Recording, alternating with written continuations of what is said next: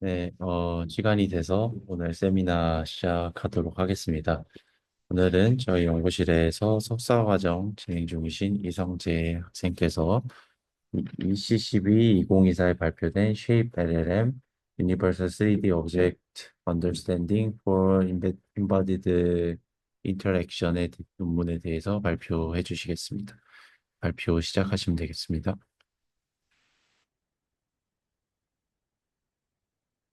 네, 안녕하세요. 오늘 제가 발표할 논문은 Shape LLM이라고 하는 3D LLM입니다. 최근 로보틱스와 3D 관련 연구에 관심이 생겨서 이 논문을 선정하게 됐습니다. 이제 본격적인 논문 소개에 앞서서 먼저 2D 비전과 3D 비전의 차이를 간단히 짚고 넘어가겠습니다. 우선 2D 비전에서는 3차원 객체를 특정 시점에서 바라봤을 때 투영된 모습으로 표현을 합니다. 쉽게 말해서 물체가 평면 위에 플랫하게 나타나는 것이죠. 보통 길이와 너비로 표현되며 좌표는 x, y로 나타납니다. 반면 3D 비전에서는 깊이 정보가 추가되면서 x, y, z 좌표로 표현됩니다. 덕분에 공간적인 관계나 물체의 전체적인 구조를 보다 명확하게 파악할 수 있다는 장점이 있습니다. 아래 축구공 예시를 보겠습니다. 2D로 보면은 단순한 검은색 원으로 보이게 되지만 3D로 표현하면 하나의 구 형태임을 알 수 있습니다. 우리가 3D 영화나 4D 체험을 더 실감나고 생동감 있게 느끼는 이유도 이제 같은 원리인데요. 이는 단순히 사람에게만 적용되는 것이 아닙니다. 로보틱스 분야에서도 2D보다 3D 정보를 활용했을 때 어떤 물체를 더 정확하게 파지할 수 있고 실제로 많은 분야에서 활용이 되고 있습니다. 그렇다면 모델이 더 나은 3D 레프레젠테이션을 학습하려면 무엇이 필요할까요? 또 이를 현실 세계에 적용하려면 어떤 점들을 고려해야 할까요? 우선 정확한 공간적, 구조적 정보를 처리하려면 충분한 3D 지오메트리 정보를 확보해야 합니다. 또한 모델은 인바디드 인터랙션을 이해하는 기본적인 지식을 갖추고 있어야 합니다. 사람처럼 주어진 환경과 상호작용하면서 배울 수 있어야 합니다. 마지막으로 인간의 언어처럼 고차원적 명령어가 주어졌을 때 이를 적절한 행동으로 변환을 하고 다시 자연어의 형태로 설명해 줄 수 있는 보편적인 인터페이스가 필요합니다. 일단 첫 번째를 위해서는 2D 이미지가 아닌 3D 정보를 직접 입력으로 받아서 처리를 해야 합니다. 앞선 슬라이드에서 설명했듯이 2D보다 3D가 공간 정보를 내포하고 있기 때문입니다. 또 두 번째, 인바디드 인터랙션을 잘 수행하려면 선택적인 멀티뷰 디스틸레이션이 이루어져야 합니다. 일부 태스크에서는 어떤 전체적인 구조를 이해하는 능력도 중요하지만 어떤 물체의 특정 부분을 조작할 때에는 더 정밀한 저차원에서의 이해가 필요하기 때문입니다. 마지막으로 자연어 처리를 위해 최근 뛰어난 성능을 보이는 라지 랭귀지 모델을 활용할 수 있습니다. 비전 데이터와 사용자의 명령어를 입력으로 주었을 때 LLM이 우리가 의도한 대로 응답할 수 있도록 학습하는 3D 비주얼 인스트럭션 튜닝이 이루어져야 합니다. 그래서 오늘 논문의 키 컨트리뷰션은 다음과 같습니다. 먼저 첫 번째로 Shape LLM은 인바디드 인터랙션을 위해 설계된 최초의 3D 멀티모달 LLM. 두 번째는 이제 이전 ICML 2023에서 발표된 리컨이라는 모델을 발전시켜서 한층 개선된 리컨 플러스 플러스라고 하는 3D 포인트 클라우드 인코더 아키텍처를 도입했습니다. 마지막으로 더 정밀한 평가를 위해서 포괄적인 3D 퀘션 앤서링 벤치마크인 3D MMBET이라는 것을 새롭게 제안을 했습니다. 동작 예시인데요. 이제 3D 포인트 클라우드와 이제 3D 포인트 클라우드의 특정 부분을 이렇게 좌표값으로 제공을 했을 때 이 부분이 어떤 영역인지 물어보는 질문에 대해서 답을 하는 레퍼링 다이얼로그 태스크부터 비주얼 그라운딩, 비전 퀘션 앤서링, 그리고 태스크 플래닝과 디컴포지션까지 다양한 형태의 태스크들을 잘 수행하고 있음을 확인할 수 있습니다.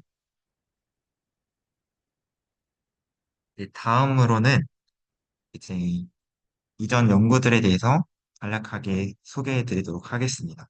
기존에는 이 3D 데이터를 모델에 어떻게 입력으로 주고 어떻게 학습을 시켜왔는지 대표적인 연구 세 가지를 소개하겠습니다. 첫 번째는 클립 모델을 이제 3D 도메인으로 확장하는 연구입니다.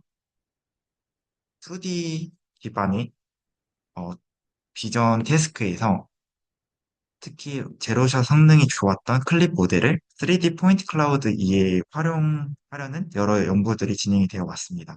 대표적으로 2022년 CVPR에 발표된 포인트 클립 연구가 있습니다. 이 연구에서는 3D 포인트 클라우드를 이제 입력으로 주었을 때 프로젝션을 통해서 M개의 2D 뎁스맵을 얻게 됩니다.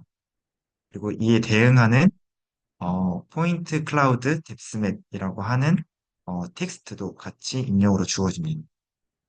이 두 입력은 각각 비주얼 인코더와 텍스트 인코더를 거쳐서 또 텍스트 피처와 멀티뷰 피처를 또 전처리가 됩니다. 이 두 개의 피처 맵이 서로 곱해져서 이제 로짓 SI라고 하는 표현을 얻게 되고 우리가 어떤 클래시피케이션 태스크를 수행한다고 가정하면 이 로짓에 대해서 리니어 컨비네이션을 적용해서 최종 클래시피케이션 태스크를 수행하게 됩니다. 이러한 접근법은 어, 클립이 2D 기반으로 동작을 하다 보니 이제 3D 포인트 클라우드를 한번 2D로 프로젝션하는 과정이 필요하게 됩니다. 따라서 이 과정에서 정보의 손실이 있게 되고 정확한 3D 지오메트리 언더스탠딩을 하기에는 부적합하다는 것을 알 수 있습니다. 네, 다음은 3D 포인트 클라우드와 2D 이미지 그리고 텍스트 이 세 개의 페어를 하나의 피처맵 상에 얼라인시키는 연구 방향이 있습니다. 대표적으로 CBPR 2024년에 소개된 율립2라는 연구가 있습니다. 이 모델의 경우 3D 포인트 클라우드 하나만 입력으로 받게 됩니다. 이 3D 포인트 클라우드가 입력으로 주어지게 되면 왼쪽 그림에서처럼 360도 뷰로 회전을 하면서 다양한 형태의 뷰로 2D 이미지를 얻게 되고 이 2D 렌더된 이미지에 대해서 각각의 디스크립션을 블립2 모델을 통해서 자동으로 캡션을 생성하게 됩니다. 이러한 과정을 수행하는 이유는 어떤 포인트 클라우드에서 정면에서 보이는 피처와 이제 뒤에서 보이는 피처가 다르기 때문에 이런 점을 이제 캡션들이 충분히 반영하기 위해서 이러한 방식을 채택을 했습니다. 네, 이렇게 전처리를 하게 되면 자동으로 생성된 캡션과 멀티뷰에 해당하는 2D 이미지 그리고 3D 포인트 클라우드가 주어지게 되는데요. 두 번째로는 이 3D 포인트 클라우드 인코더를 학습을 하게 됩니다. 이때 이 논문에서의 가정은 이제 이 논문에서 활용한 오픈 클립 모델이 이미 2D 기반에서 잘 제로샷 성능이 우수하기 때문에 이 텍스트와 이미지가 잘 얼라인 되어 있는 이 피처 스페이스는 고칠 필요가 없다. 그래서 이 텍스트 인코더와 이미지 인코더는 학습 과정에서 프리즈를 시키게 됩니다. 그리고 이 피처맵 상의 3D 포인트 클라우드를 이제 잘 얼라인 시키도록 학습을 하게 됩니다. 이제 이를 위해서 포인트 투 이미지 로스와 포인트 투 텍스트 로스를 도입해서 일반적으로 클립 모델에서 사용하는 방식과 같이 학습을 진행하게 됩니다. 이 연구에서도 한계점은 이 2D 싱글 뷰 이미지들을 통해서 어쨌든 피처맵 상에 3D 포인트 클라우드가 온라인 되기 때문에 단편적인 쉐입 언더스탠딩에 그친다는 한계점이 있습니다. 네, 다음으로는 ICML 2023에 소개된 비컨이라고 하는 모델입니다. 연구입니다. 이 연구는 우선 첫 번째로 3D 레프레젠테이션 러닝의 큰 분야는 크게 컨트래스티브 학습 방식과 제너레이티브 학습 방식 두 가지가 있다는 점에서 시작을 합니다. 컨트래스티브 레프레젠테이션 러닝은 포지티브 페어와 네거티브 페어를 서로 멀게 함으로써 의미 있고 효과적인 데이터 레프레젠테이션을 학습하는 방식입니다. 대표적으로 심클리어나 플립 등이 있습니다. 제너레이티브 레프레젠테이션 러닝의 경우 인풋 이미지에 마스크를 줘서 이 마스크된 정보를 복원해내는 과정을 통해서 어, 데이터를 학습을 하게 되고 마스크드 오토 인코더 또는 VQVA와 같은 대표적인 예시들이 있습니다. 이 두 대표적인 레프레젠테이션 학습 방식은 서로 다른 특징을 가지고 있다는 것이 이 논문에서의 모티베이션입니다. 첫 번째 그래프를 보겠습니다. 이 첫 번째 그래프는 이 데이터 스케일링 캐패시티와 관련된 실험입니다. 우리가 주목해서 봐야 되는 것은 이 주황색 선에 해당하는 컨트래스티브 러닝에 대한 성능과 하늘색에 해당하는 제너레이티브 레프레젠테이션 러닝의 결과입니다. 우선 프리트레이닝 데이터 레이쇼를 25%까지만 사용을 했을 때 결과를 보겠습니다.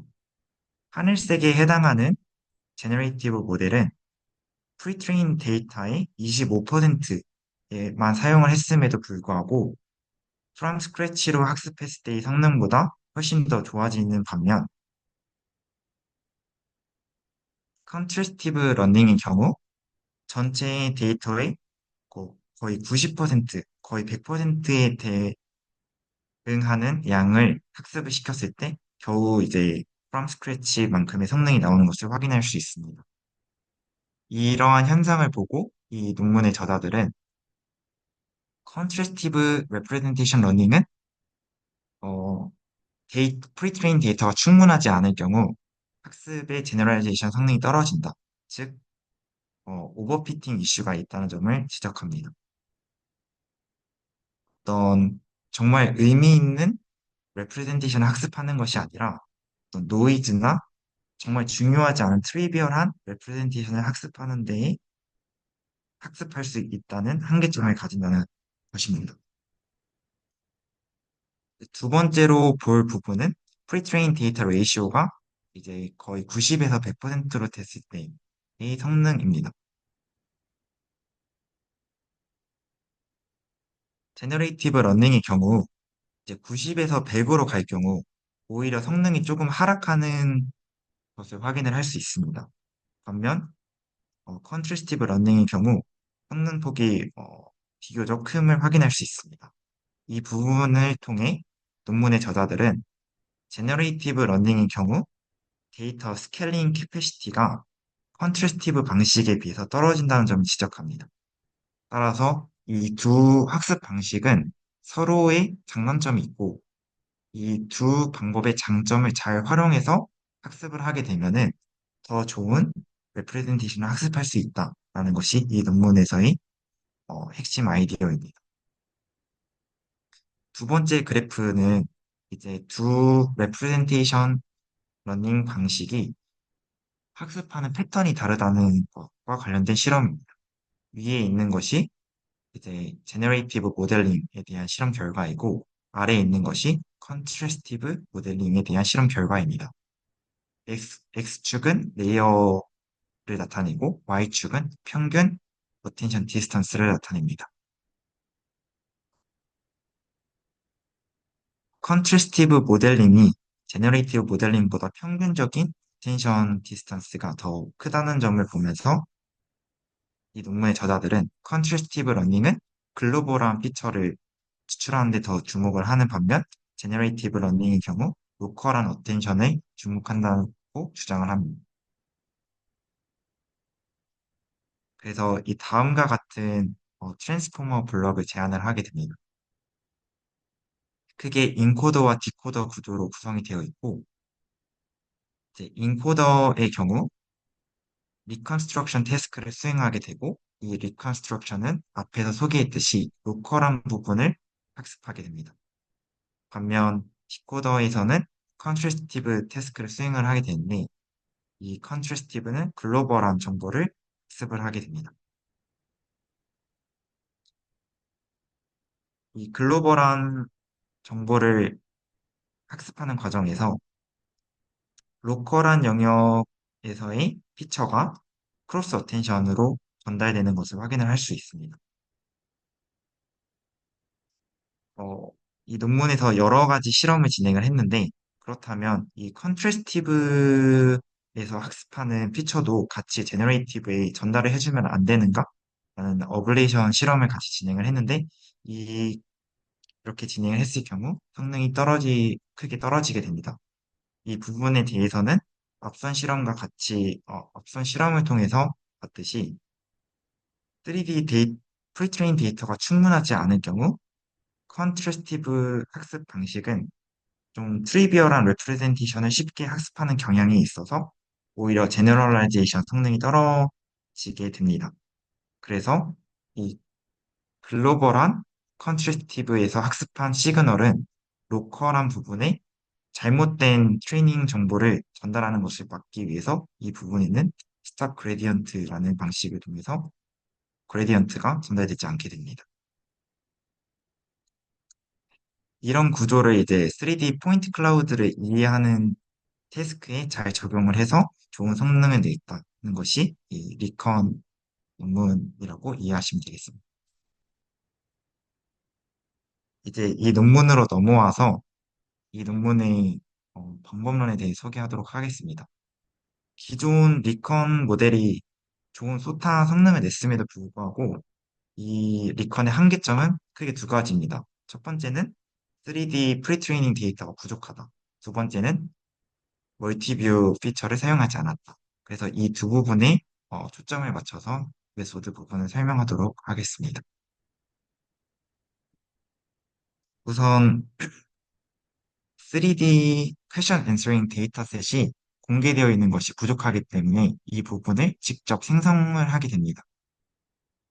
GPT-4를 사용을 해서 입력으로 3D 포인트 클라우드를 4개의 뷰로 바라본 2D 이미지를 입력으로 주고 오른쪽과 같은 프롬프트를 통해서 파란색으로 하이라이트된 6가지 측면에 대한 질문들을 GPT가 직접 생성하고 답을 생성하는 데이터셋을 만들게 됩니다. 이러한 과정을 통해서 어떤 LLM 모델이 3D 포인트 클라우드와 관련된 제너럴한 세만틱한 언더스탠딩을 높이기를 기대하게 됩니다. 그 두 번째 데이터셋의 경우 이 논문에서 메인 컨트리뷰션을 주장하는 인바디드 인터랙션을 높이기 위한 추가적인 데이터셋입니다.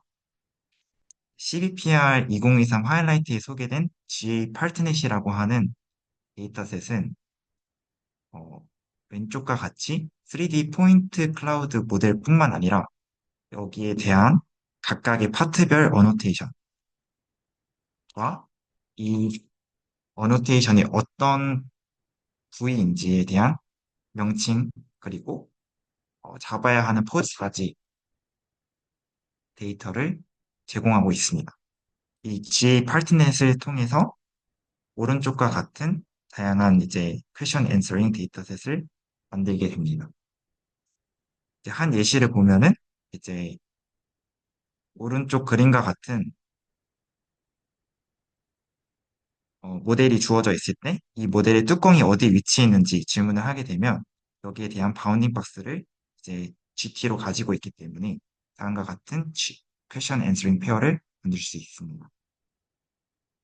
이런 식으로 프리트레이닝을 위한 데이터셋을 GPT를 통해 생성했다는 것이 하나의 큰 포인트입니다.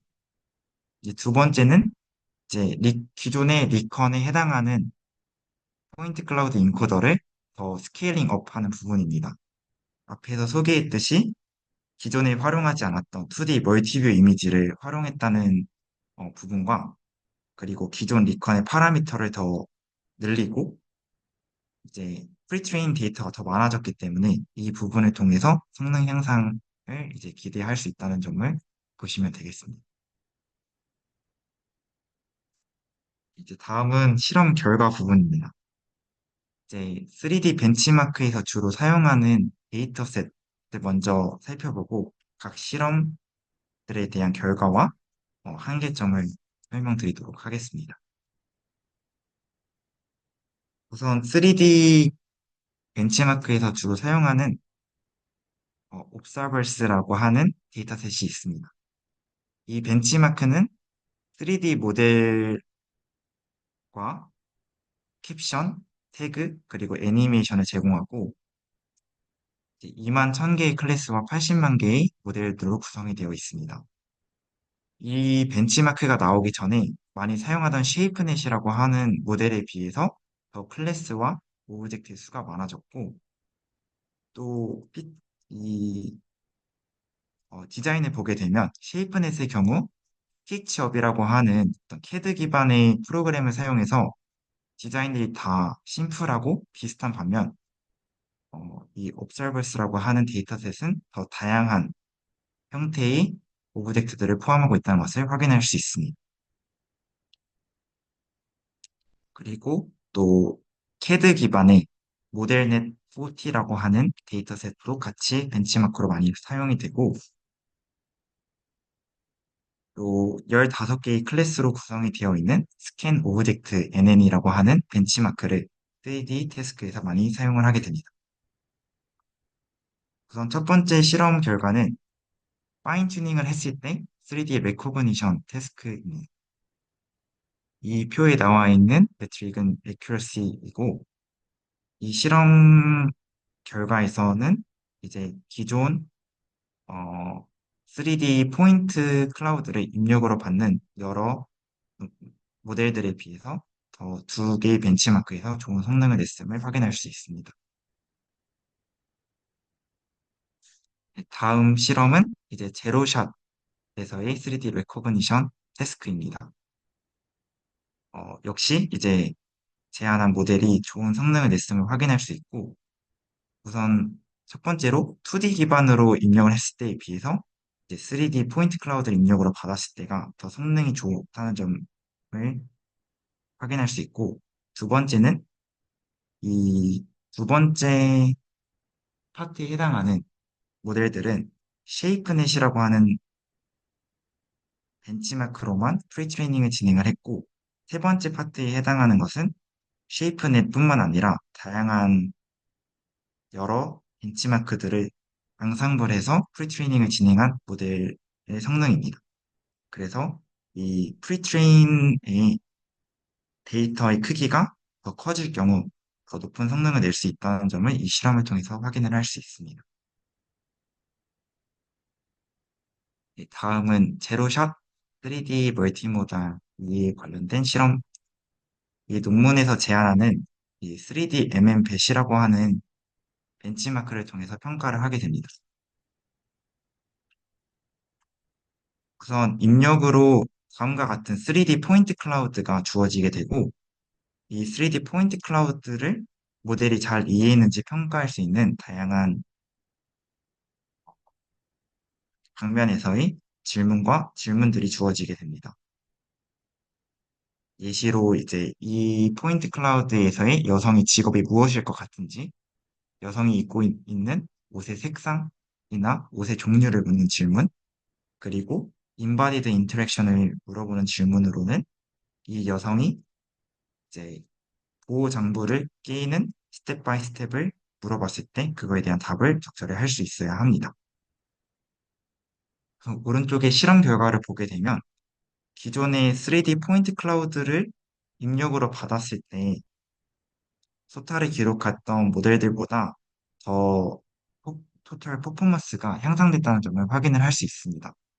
이 논문에서는 특히 이 인바디드 인터랙션 측면에서의 스코어가 높다는 점을 이제 강조를 하고 있습니다. 제가 이 실험 결과를 보면서 좀 의아했던 점은 이제 위에 있는 실험 결과입니다. 따로 논문에서는 이 실험 결과에 대한 분석이 없었는데 GPT-4V나 라바 모델의 경우 이제 3D 입력을 받을 수 없기 때문에 2D로 수형된 원뷰 또는 4뷰 이미지를 입력으로 받아서 답변을 하게 되는데 이때의 스코어가 쉐이프 LLM에서의 스코어보다 거의 비슷하게 좋거나 특정 태스크의 경우 더 좋은 것을 확인을 할 수 있습니다. 그래서 이 실험 결과가 이를 보면서 과연 이 쉐이프 LLM 모델이 정말 이 3D 포인트 클라우드를 잘 이해했는지 또는 이 벤치마크가 3D LLM을 평가하는 데 있어서 정말 의미가 있는 것이 맞는지에 대한 의문이 들었습니다. 네, 관련해서 이제 논문을 찾아보던 도중 이제 아카이브 2025년에 올라온 Revisiting 3D LLM 벤치마크 우리가 정말 이 3D 케이퍼빌리티를 테스트하고 있는 것이 맞는지에 대한 실험 논문이 있었습니다. 이 논문에서 주장하는 것은 이 2D 치팅이라는 현상입니다. 이 포인트 클라우드를 입력으로 주고 관련된 질문을 3D LLM에게 주었을 때 스코어가 낮았는데 이 포인트 클라우드를 렌더링을 해서 2D 이미지로 주고 VLM 모델에게 주었을 경우 오히려 더 스코어가 높을 수 있다라는 점입니다. 이러한 현상이 현재 오픈되어 있는 여러 3D 벤치마크에서 공통되게 나타내는 현상이라고 이 논문에서 주장을 하고 있고, 그래서 제가 이제 3D MMBET이라는 벤치마크의 한 예시를 보았을 때, 이 예시는 이제 초밥에 대한 3D 포인트 클라우드 모델을 가지고 있습니다.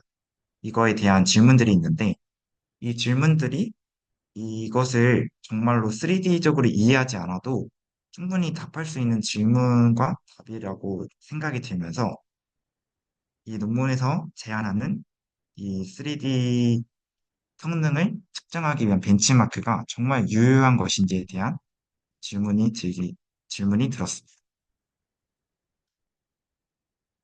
마지막 실험은 3D Referring Expression Grounding Task입니다. 앞에서 이제 파트별 레이블을 제공하는 3D 벤치마크인 GA 파트넷에 대해서 어떤 3D 모델이 주어져 있을 때 그 모델의 특정 부분을 대한 바운딩 박스를 아웃풋으로 내야 하는 태스크입니다.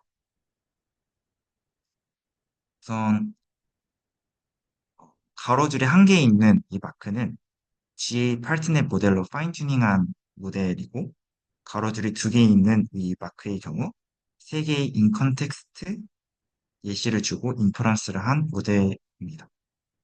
그래서 이 실험 결과를 통해서 2D로는 이 3D 정보를 잘 타지 못하는 반면 3D 포인트 클라우드를 사용했을 때 어, 비로소 3D에 대한 질문을 잘 답할 수 있다라고 논문에서 이 실험 결과를 분석을 하고 있습니다. 하지만 아직 제가 이 실험 결과를 보며 느꼈던 점은 앞에서도 2D보다 3D가 어떤 깊이적인 정보를 같이 활용하면서 물체의 전반적인 구조나 이해 등을 더 잘할 수 있다고 언급을 했는데 3D를 입력으로 받았음에도 불구하고 전체적인 accuracy가 또 10% 초반에 제한된다는 점을 보면서 아직 3D LLM이 가야 할 길이 많이 남았구나라는 생각을 하게 됐습니다. 이제 논문을 읽고 함께 토의할 만한 질문들을 제가 준비를 해봤습니다. 우선 첫 번째는 이 3D LLM의 성능을 평가하기 위한 기준이 무엇이 되어야 할까입니다. 단순히 어떤 2D로 답할 수 있는 질문이 아니라 진짜 3D를 이해해야만 답할 수 있는 질문은 무엇이고 이러한 벤치마크는 어떻게 자동으로 생성을 해야 될지에 대해서 같이 논의를 해보면 좋을 것 같습니다. 두 번째는 이제 3D 포인트 클라우드 샘플링과 관련된 질문입니다. 이제 대부분의 3D 포인트 클라우드를 입력으로 받는 모델들은 어떤 계산의 효율성 또는 메모리 측면 때문에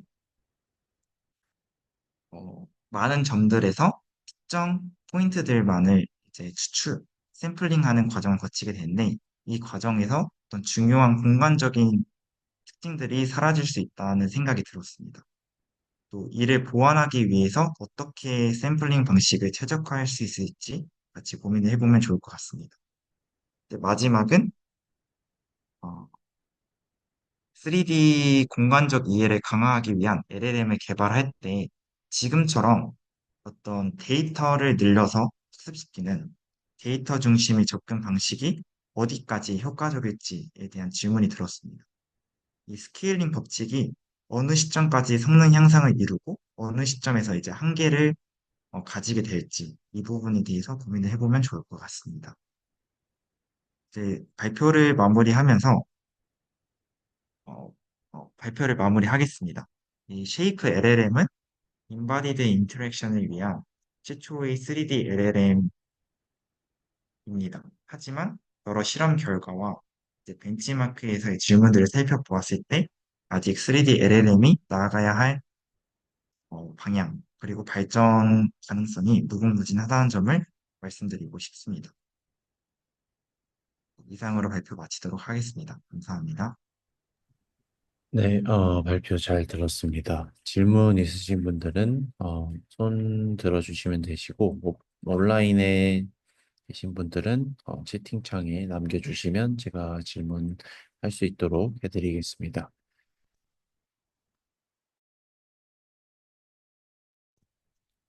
발표 잘 들었습니다.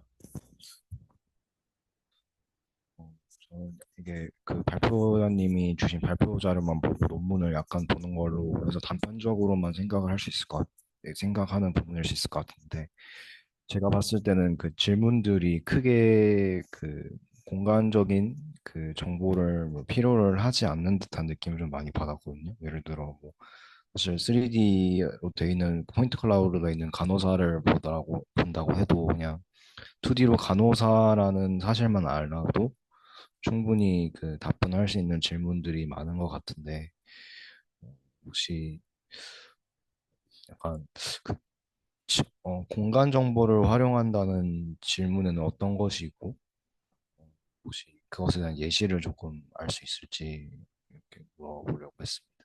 네.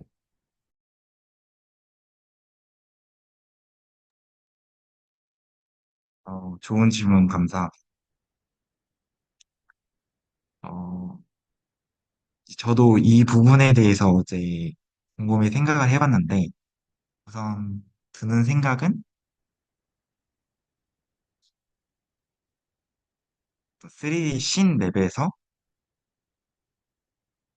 특정 뭐 오브젝트를 찾는 태스크나 또는 어떤 3D 내비게이션 같은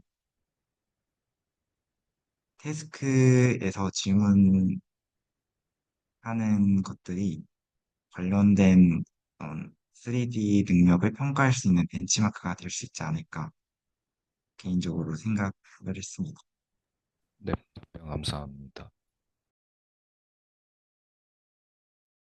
음, 저도 이 페이지에서 질문이 있는데, 여기 위에 비교한 2D 기반의 LLM과 비교를 했을 때 인풋으로 다양한 뷰가 들어가는데, 여기 보면은 하나의 뷰만 들어갔을 때가 다양한 뷰가 들어갔을 때보다 더 성능이,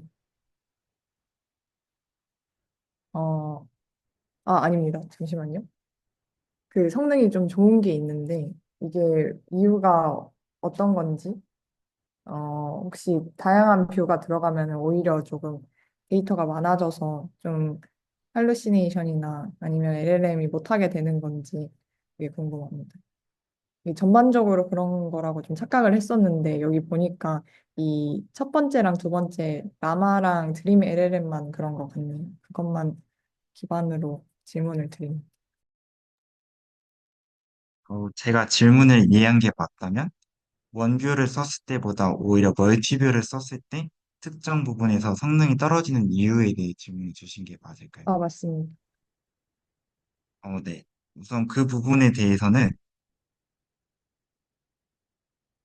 이 아카이브 2025년에 소개된 이 논문에서 여러 가지 실험들이 있었는데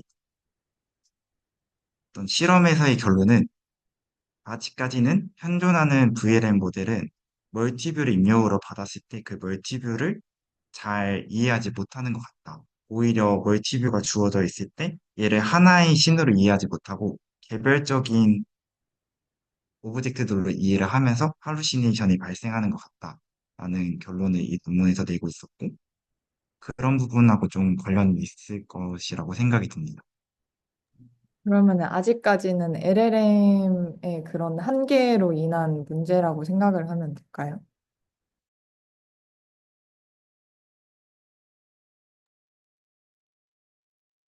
네, 그렇게 생각하면 될 것 같습니다. 그러면은 LLM의 한계도 있지만 조금 더 좋은 레프리젠테이션을 뭔가 준다면은 이게 지금의 LLM으로도 좀 개선이 될 수 있을 거라고 생각을 하시는.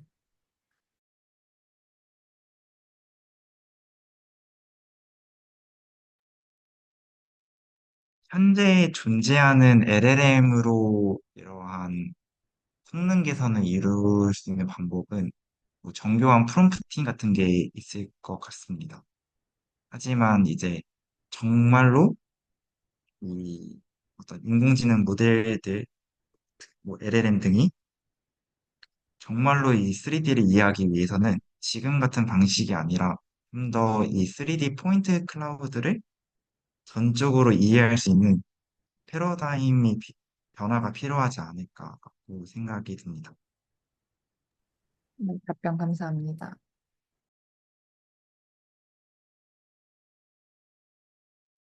이 에블레이션 스터디는 어떤 게 있습니까?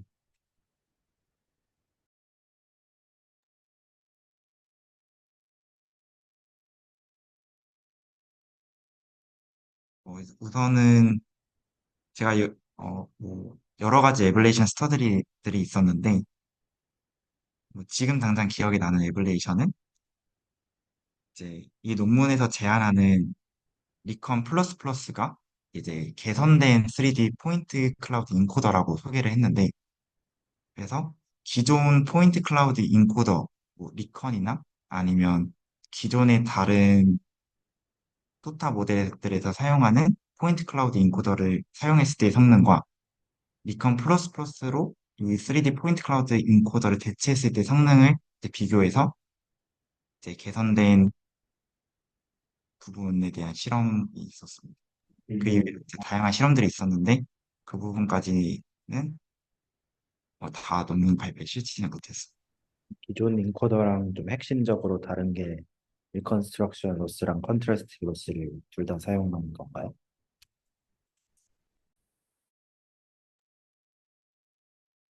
네, 그 기존 소타 모델들에서는 그런 부분을 사용하지 않았기 때문에 그런 부분에서 차이가 있는 것이 맞습니다. 근데 이 논문은 이제 기존 리컨을 기반으로 해서 거기에서 더 확장된 실험이기 때문에 기존 리컨에서 했던 컨트래스티브와 제너레이티브 로스 방식은 리컨에서 이미 했고 이 리컨 플러스 플러스에서 더 추가된 부분은 2D 멀티뷰를 활용했다는 부분과 더 스케일 업된 파라미터 그리고 더 많은 양의 프리트레인 데이터를 사용해서 학습했다는 부분의 차이가 있습니다.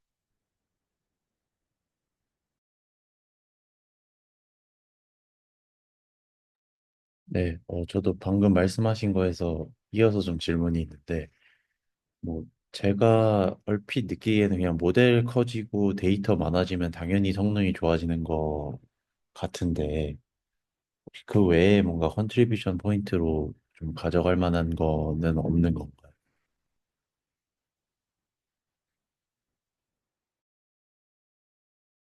그러니까 뭔가 지금 말씀하신 내용만 들었을 때는 그냥 하면 되는 거 같은데 어떤 게 챌린징한 포인트인지가 좀 잘 와닿지 않아서 네, 그 부분이 좀 궁금합니다. 아, 네. 우선 이 논문이 가지는 어떤 컨트리뷰션은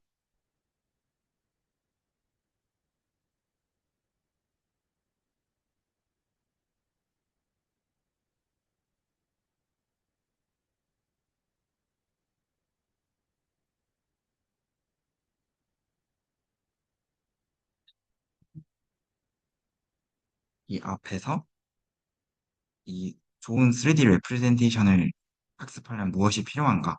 그래서 세 가지 측면을 말씀을 드렸는데, 기존 모델들은 이제 첫 번째만 잘하거나 또는 이제 첫 번째, 두 번째까지는 잘 한다는 부분이 있었습니다. 그게 이제 비컨 모델은 LLM 부분이 따로 없어서 그냥 3D 포인트 클라우드를 입력으로 받아서 의미 있는 이제 피처를 뽑는 부분에서 그쳤는데, 이제 이 논문이 비컨 논문을 해서의 이제 확장된 연구인데,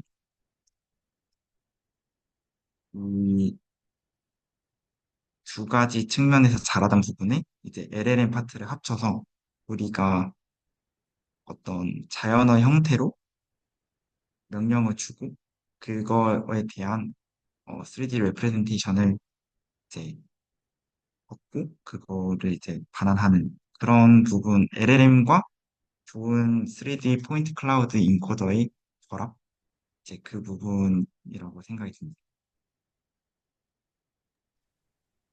그러면 그 부분이 어려운 이유는 LLM이 3D 포인트 클라우드를 본 적이 없기 때문에 어려운 건가요?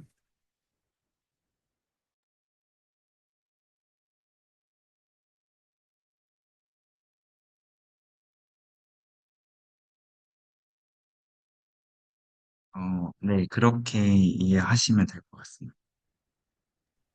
네, 감사합니다.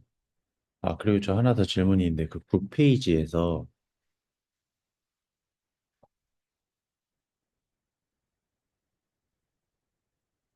여기 그 피겨 B에 attention distance는 뭘 말하는 건가요?